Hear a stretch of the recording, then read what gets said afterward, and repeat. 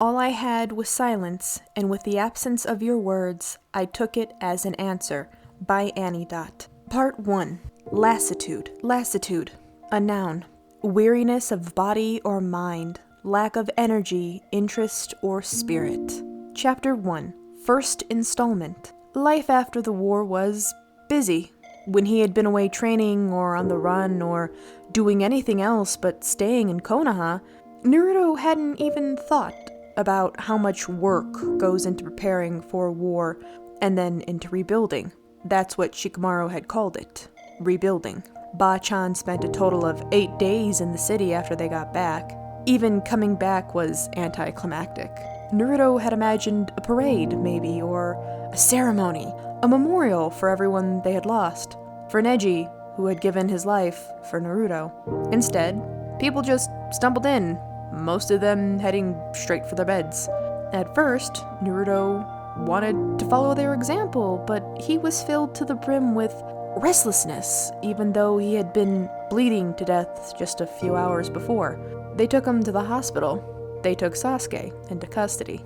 They gave Kakashi-sensei 2 days to rest and recover, then they shoved the hat on his head, rushed through a formal ceremony most of the citizens didn't even attend, and they began the transition. Ba-chan did everyone one last favor and stayed mostly sober through the following week. Everyone was whispering that this was the smoothest transition of power Konoha had ever seen since the second Hokage. Naruto was still restless. He spent most of his time in the tower, trying to be a menace. For the first time in his life, nobody gave him shit for it. Maybe it was the repercussions of having saved the world. He tried to get Kakashi-sensei to talk to him about exonerating Sasuke, about his role in the defeat of Kaguya, tried to get him to at least think of unsealing the documents regarding the Uchiha massacre. What was left of his time, he spent arguing with the council. He was waiting for the probation period to be over so that Kakashi-sensei to be able to give his first official decree as acting Hokage. He knew he had no lost love for the remaining members of the council, and even more, he had promised Naruto he will get rid of them. The people of Konoha needed to know that the evil hadn't been started by Uchiha Itachi. They needed to know their government had betrayed them, and then the new government had to work to gain their trust again. He spent his nights trying to sneak into the T&I to see Sasuke. He was always unsuccessful. He was hesitant in turning to Ino, and Ibiki was like a brick wall. He wondered if the other boy was alright. It was a stupid question. Of course he wasn't. He hadn't seen a shadow of Hinata ever since they got back. He had believed she would come to visit him in hospital, but she hadn't. Neither had Sakura, which was a lot more concerning. Naruto lost the first 2 days after he was discharged running from fans, chasing Kakashi-sensei and trying to outsmart Ibiki. By the time he remembered himself, it had been almost a week since he had seen Sakura. He tracked her down at the hospital. He looked through the windows at the way she was still busy with the wounded, especially now that Ba-chan was working both on his prosthetic arm and on her last Hokage duties. He figured he must be the last person she wanted to see. It could wait. He left without bothering her. He ended up not looking for Hinata, and instead heading back to the tower to bother Kakashi-sensei once more. Shikamaru had been as much of a ghost as everyone in his life. Naruto understood, he really did. All his friends had family to bury, then mourn. Someone had inherited clan leaderships. They were busy. It was just sad, he thought, that every day nightfall found him. Ba-chan and Kakashi-sensei in the Hokage's office working, going through years of Danzo's manipulation and Gigi's naivety. It seemed fitting. Ba-chan had pretty much been on her own her entire life, mostly just saving Shinzu for company. But it only got worse after Ero Sennin died. Kakashi-sensei's last real friend, best friend, had just died, after being the one to almost kill them all. And Naruto's proclaimed other half was withstanding torture and interrogation on the other side of the city, while he was useless to help. The 7th day of being back found Naruto on an operating table, getting a foreign object attached to his body and turned into his chakra pathways. He had expected to see Sakura, but she was once more absent. He could hear Shinzu going on and on about the technicalities of the procedure, but he tuned her out. He just wanted this to be over already. When he woke up and was asked how he felt, all he could think of was unbalanced. Ba-chan left the very next day. Naruto was supposed to still be in the hospital, but he didn't let that stop him from sneaking out and rushing to see her off. If that was all he could get, he'd gladly take it. She frowned at him when she was with him, but her punch didn't hold any real power, so he knew she wasn't really upset. Naruto cracked a joke, ignoring the ball of something appearing in the middle of his chest. She smiled and called him a brat. Then she turned towards Shinzun, who was staying by the gate, holding Tauntaun. Naruto stood by Kakashi-sensei, clenching his hands under the cover of his hospital gown's sleeves, and watched her until she disappeared from view. Sakura hadn't shown up. He saw her the next day. They bumped into each other at the market, while he was grabbing him and Kakashi-sensei lunch. She seemed surprised when she looked at him, as if she didn't really recognize him. Then her eyes widened. Well, she threw herself at him, hugging him hard. Naruto laughed and put his left arm on her waist, stabilizing her. He still wasn't comfortable with using the prosthetic. When she let go, he got to have a good look at her. Sakura looked exhausted. There were ugly, deep black bags under her eyes which had lost all shine. Her hair was clearly unwashed and unbrushed, and her clothes looked days old. She looked 2 seconds away from collapsing. He still smiled at her like she hung the moon. "Say, Sakura-chan, you've been keeping quite busy, haven't you?" Her eyes filled with tears so fast, Naruto got whiplash. "I know I'm sorry. I meant to come to visit you after I got checked up while you were in the hospital, but there were so many people, Naruto, so many people that needed so much help. I just never got around to it. And then it kept slipping my mind, and then I kept falling asleep every time I wasn't working. I'm sorry, really, you must have felt awful. This is my first free day, and I have to be back tomorrow, and I was just heading back to my parents' place to sleep, but I was planning to come later tonight, I swear." "Sakura," he said, frowning, shaking her shoulders a bit. "I'm not a kid, it's fine. You look exhausted, Sakura-chan, you've been saving people." She just dropped her head against his collarbone, and Naruto took the liberty to put his arms around her again. "Wanna crash at my place? It's empty, so no one would question or bother you." She whispered a barely hearable, "Please?" from his chest. His apartment didn't even deserve the title of an apartment. It was, once more, in a complex designed for low-income residents, so it didn't have lots of utilities, and those it had were very shitty. Still, Sakura fell asleep before her head hit the threadbare pillow.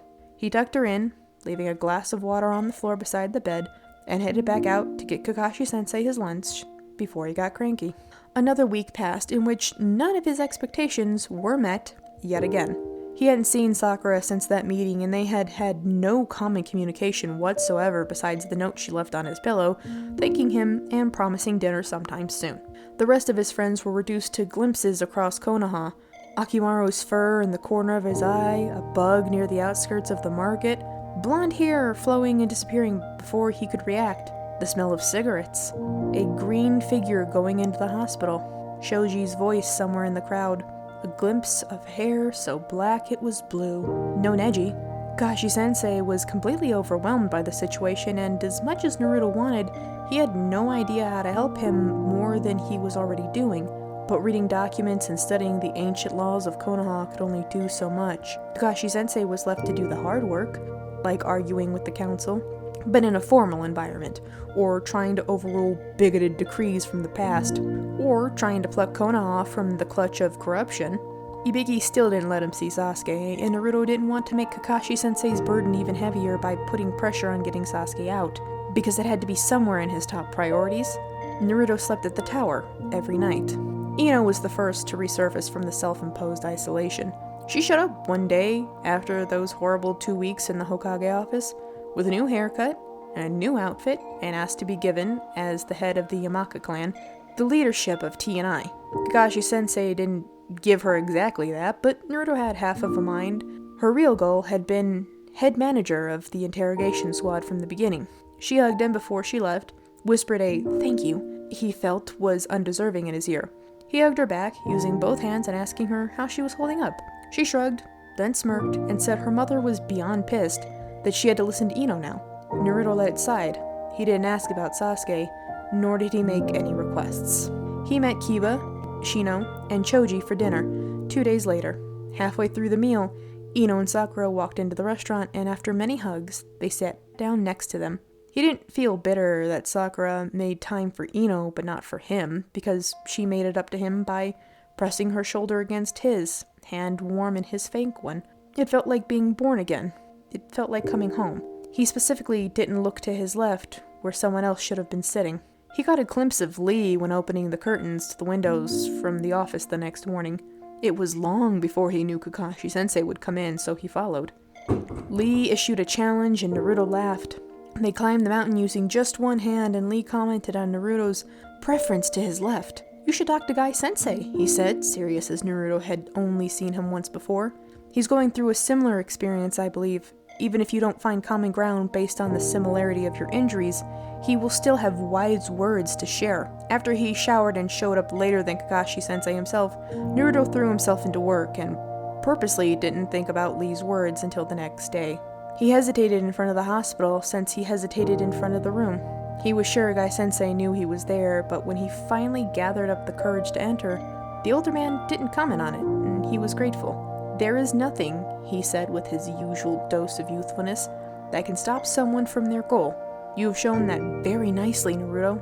Do not believe your worth rested only in that arm. You can train more, work harder, and this foreign conception will start feeling as if it's yours. Work with it, not against it. Let it bloom with you, grow alongside you." Naruto left feeling somehow worse than before he came, and ended up at the tower once again, digging into the documents he had to put aside to review. He wished Kurama was awake. The old fox always knew what was wrong with him before he knew it himself. When he made it home, another couple of days, he found a letter stuck between his door and the door frame. It was from Hinata, inviting him to tea. He was already late. By the time he entered the tea shop, she was getting up to leave. He was stumbling through apologies before he even reached her, but she only smiled at him for once without blushing, then softly invited him to sit down. They made small talk for a while, but she wasn't the one to carry the conversation, and lately, Naruto found he wasn't either. When silence fell, he started playing with the bandages covering his right arm. "Naruto-kun," Hinata spoke, her eyes in her tea, "I called you here because I have something to confess." He had expected this, was waiting for it, really. He simply nodded and gave her his uninterrupted attention.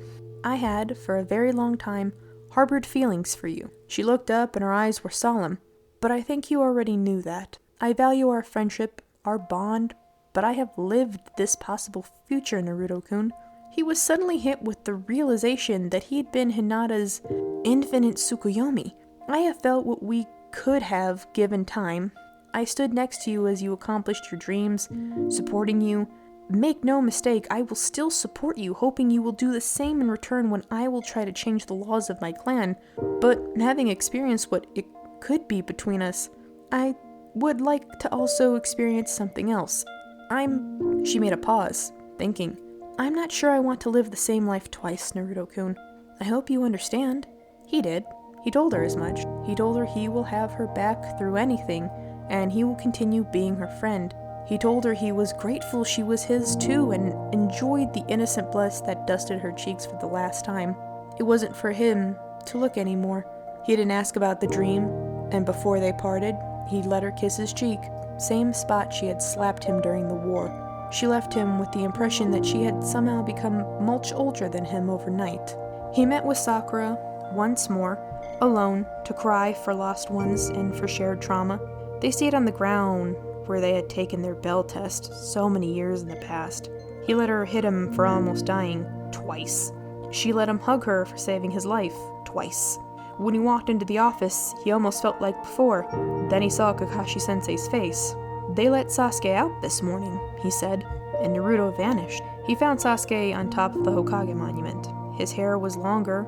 He looked fine, but Naruto had learned to stop judging based on appearances. He sat down slowly next to him. Sasuke was looking somewhere far away, outside the borders of Konoha. Of course, thought Naruto. Why would he not? What's here for him? Neither said anything for a long time, just sat there in silence. Naruto looking at Sasuke, and Sasuke looking at something that, once again, wasn't Naruto. When the sun started setting, Sasuke turned his head slightly towards Naruto and asked, Do you have an extra futon? Naruto didn't say anything until they were in his apartment, circling around each other gingerly, getting ready for sleep. I'm stronger than a Biggie. He threw out, aiming for nonchalance. Sasuke didn't respond, and when Naruto glanced up, he saw him looking out the window. Konoha may have changed indeed, he said. Then he turned to look at Naruto, and maybe for the first time in their lives, the blonde had the confirmation of what had that far only been speculation. Sasuke was tired, just as tired as Naruto himself, maybe even more. He just asked me some questions, he continued, turning back towards the window. They left it at that. In the morning, they walked together to the Hokage Tower. Naruto tried telling his brain that getting used to this was a bad idea. He could see the way Sasuke was holding himself, strung like a bow. It was a bad idea. Kakashi Sensei just stared at him for a long time as Sasuke stared back. Eventually, the Hokage talked. You have been exonerated of all crimes you have committed against Konoha, due to the part you have played in the defeat of both Uchiha Madara and Kaguya. But consider this your formal and only warning, Uchiha Sasuke. You step 1 foot outside the line, you're out. His tone was cold, and his eyes colder. Naruto couldn't understand how Kakashi-sensei could look at Sasuke like that. Like they didn't have a history, like he didn't teach him the Chidori, a jutsu so fundamental to Sasuke. He imagined Ero Shenin looking at him like that and had to suppress a shiver. Sasuke nodded. Any questions? Yes, actually, said Sasuke, which shocked both Kakashi-sensei and Naruto. Will I be confined? Kakashi's eyes seemed to soften just a bit. No, Sasuke. You are returned to full right. You know what's coming, he thought. You've known ever since they took him in. You've known forever. You've always known. Brace yourself. He still couldn't. Then I would like to request a mission, is what came out of Sasuke. Yes, I was about to suggest the same. It would probably be beneficial, if I may, for you to spend some time away from the city for the time being. Naruto looked at Kakashi-sensei as if another head had suddenly sprouted from his neck. Was he actually sending Sasuke away? Unfortunately, the Hokage continued, searching for something in the papers on his desk, the only available mission at the moment is recon and research in the Land of Water. Sakura will be leading a team of medic nins down there to pick up some techniques. Your mission would be to report on their different weapons and taijutsu styles. She leaves tomorrow morning. Recon and research, that was easily B rank, and he was expecting Sasuke to come to the same conclusion. It was sort of insulting, really, sending Sasuke to write reports on weapons and taijutsu techniques. But it wasn't what shocked Naruto the most. Sakura was leaving, and she hadn't told him. They are going to be together, a traitorous voice whispered in his head. He silenced it. To his surprise, Sasuke doesn't hesitate to accept the mission, and so, the fates had sealed the future. They spent the rest of the day hovering around Naruto's apartment. Sasuke couldn't sit still, and Naruto was plagued by a headache the size of fire. He wanted to talk, but he doubted the other would indulge. Sasuke had taken the arm Bachan had offered, but they still had not discussed their fight, or the conversation they had while lying there, dying. Neither had discussed the tears Sasuke cried. They didn't sleep that night, and morning came too fast. Naruto walked Sasuke to the gate, where Sakura was already waiting, a guilty expression on her face. Naruto took little joy in how she didn't even spare Sasuke a glance before running to him and taking his hands in hers. I forgot, I'm so sorry, it slipped my mind completely. Oh, Naruto, I hope you're not mad. In fact, he wasn't mad. He was scared, but it wasn't as if he'll come out and tell her that. Confess that he's scared shitless that both her and Sasuke will go on this trip and forget about him. That she'll become the next thing Sasuke looks at, while Naruto looks at him. So he cracked a smile so big it hurt, and hugged her, before kissing her temple. Stay safe, Sakura-chan, and bring back lots of medical jutsu so you can help idiots like me who make a habit of almost dying. She spat out a shocked laugh and tapped her forehead to his chest. She then let go and straightened her clothes, face once again serious. She was a medic nin, second best in the world. She was leading a whole team across several countries to get to water. Naruto was proud of her. He turned to Sasuke, but he had already turned towards the road. See you around, Naruto, he threw over his shoulder, raising his fake arm in a salute. Then he started walking. The rest soon followed. No one looked back. For a few seconds, Naruto thought the ball of something that had been constantly growing in the middle of his chest would suffocate. But he dug his nails in the palms of his hands and learned to breathe around it. He went home and crawled into bed. The world somehow kept going on. Another week passed. He helped Kakashi-sensei with his duties like some sort of unpaid, unrecorded, pretty illegal assistant. He didn't go back home after the day Sasuke and Sakura left. He figured Kakashi-sensei only thought Naruto showed up earlier and left later than him. There was an old futon hidden behind the mountains of laws that should totally be illegal in the storage room. Every night, after he felt he couldn't keep his eyes open much longer, he took it out. Somehow, his ability to stay awake wasn't what it once was. He felt tired all the time, working with Kakashi-sensei, having lunch with his friends, reading documents at candlelight because the bright LEDs from the ceiling hurt his brain. He felt bone-tired, exhausted. He just wanted to lie down. But then he didn't anymore. Maybe he was sick. If only there had been one single medic he trusted in Konoha. Shikamaru showed up out of nowhere. He didn't even knock. He opened the door, walked in with that same lazy stroll and said, "Sorry I was late. What are you working on?" Kakashi-sensei looked at him as if he had been sent from the gods and started asking him a million questions a minute, and Shikamaru answered them all. After a few minutes, the ball of something started being even more uncomfortable. So Naruto took his stack of documents and made a retreat towards the balcony. He sat there, in the sun, catching his breath, and then started reading. He didn't notice Shikamaru until he had already sat down next to him. "Sorry I haven't been around," the other said, lighting a cigarette. Naruto had half a mind to ask for one for himself. It's fine. He said, even though it wasn't fun. You had shit on your mind. You were busy. Not really. I just mourned my father. That's having shit on your mind and being busy, Shika. Shikamaru looked up at the nickname. "You don't look too great, Naruto." Haven't been sleeping great. He settled for a half-truth. The whole truth was way too complicated. He didn't even know the whole truth. The war? Naruto just shrugged, not wanting to lie. It didn't feel like the war. He hadn't even thought much about the war. He missed his dad. He knew that. He felt it viscerally, just like he felt Neji's absence. He hurt for Obito's stolen life, taken away by a lie. But the war wasn't the reason he wasn't sleeping great. He didn't know what was. Shikamaru put a hand on his shoulder and said, "Come to me if you ever need anything." Naruto nodded and watched him go back inside. As if. Naruto was looking for Kakashi-sensei to Shikamaru. He felt like he was dreaming. He didn't know what to say or how to react. Shikamaru kept talking. "Your help has been invaluable, but I was listening to our conversation the other day. You need a break. We were trying to prepare you for the hat, not break you before it gets to you. Spend some time with your friends, Naruto," continued Kakashi-sensei. "Take some time to catch up. I'm sure they'd love to hear from you." "You sent my friends away," Naruto wanted to say, but he knew it was petty. They had wanted to leave. He settled on, "Won't you need my help here?"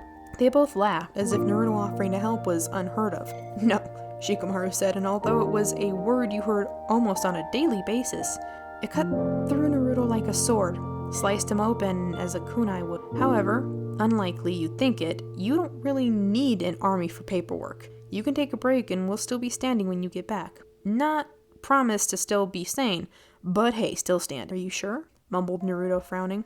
Shikamaru put his hand on his shoulder, tightening his hold slightly. "Yes, we're sure. Get some rest." Naruto was in a daze the whole walk to his apartment. It was like having an out-of-body experience, like he didn't belong to himself anymore. He unlocked the door, but he wasn't so sure he locked it behind himself. Once again, he crawled into bed and tried to figure out how to learn functioning with this whole ball of something that had taken permanent residence in his chest. Tears danced in the corner of his eyes, threatening to spill over. What was wrong with him?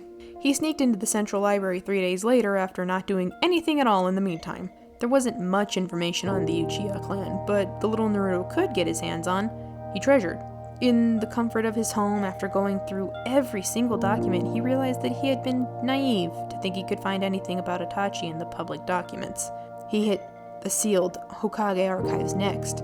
He concealed his chakra from the army of Anbu guarding the building, and came out with a whole scroll of documents and decrees. He stared at the kill order, signed by the Sadame, Hokage, and by Danzo, for a very long... He knew something was wrong, but he couldn't put his finger on what. There was paper all over the apartment. He had been sleeping in the chair because his bed was full of drafts for a post-humanist exoneration of Uchiha Itachi. The couch had designs of memorials, statues, and monuments. When he walked into the bathroom to relieve himself, he was shocked by his own appearance. His hair was getting longer and longer. He hadn't washed it in... he couldn't remember when exactly. When he thought about it, he couldn't even remember the last time he showered. How long had it been since he ate?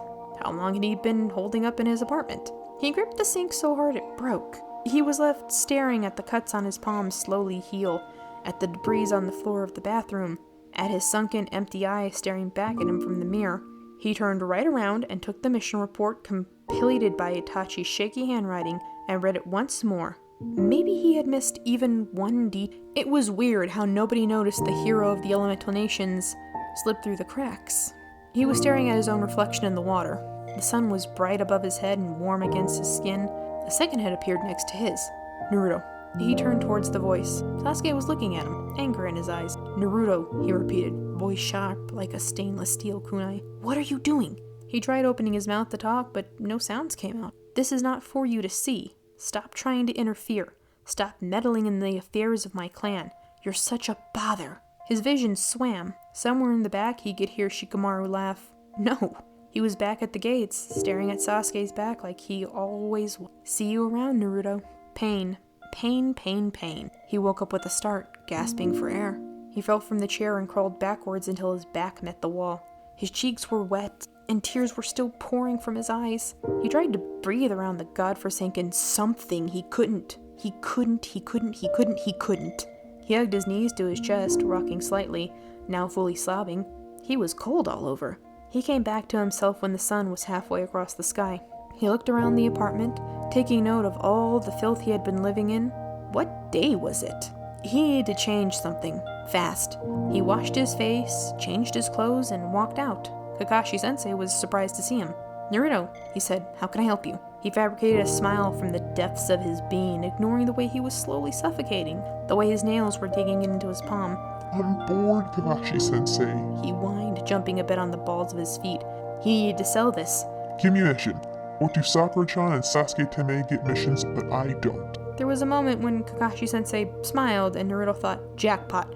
But then he grimaced and gestured for Naruto to sit in the other chair. He did. I can't, Kakashi-sensei said. What do you mean can't? The grimace deepened. The council took an executive decision, and Naruto saw red. You're still letting the council take decisions? I thought we've been over this before. He got up and put a finger in Kakashi-sensei's face. What was the point, Sensei, of this whole thing if we just keep letting those people dictate what happens to the city? Tell me, what was the point?